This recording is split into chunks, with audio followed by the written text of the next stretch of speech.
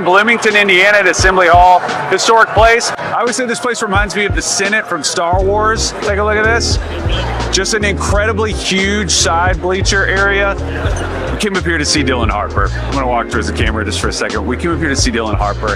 He's sick. That's fine. Well, it just so happens they've got two prospects.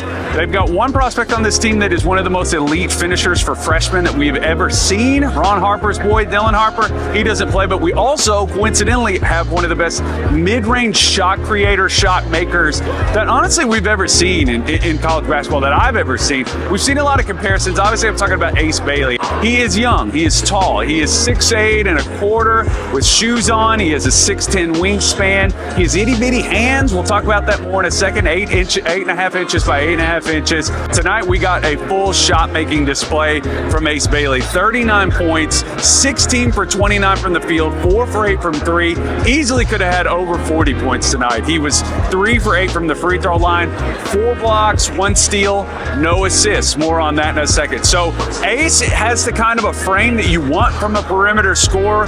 He's probably, like I said, I would compare him most to, I've said that he's Michael Porter Jr. sort of in Jaden McDaniel's body, very spindly and wiggly, but he really wants to shoot. I'm going to hit you with some stats here. Coming into this game, Synergy had him at only 54 drives on the season. 33 of those were going to the right, 19 of those are going to the left, and 2 were going straight. 63% of the time, Ace Bailey is pulling up for his shot. He really wants to, I think he's more, you hear people talk about shooters versus shot makers. I think he's more of a shot maker. He loves to contort and twist. He loves to play in the right elbow. That place on his shot chart is bright red. That's where he wants to shoot the ball from, but he can really, really shoot it well on the move.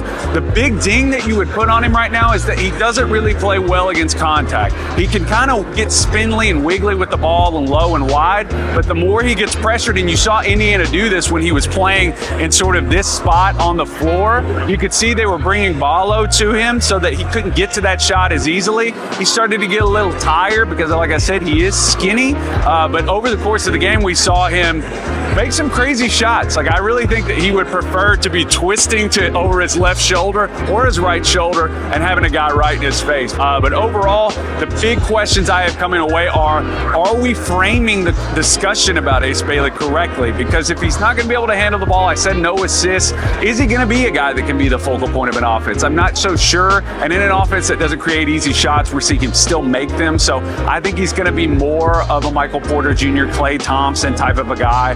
But he's a great help side defender. I just think that the conversation about him, there's a lot to be seen. But we saw some of that shot making and creativity around the basket. Tonight was wild. Really impressive performance from Ace Bailey.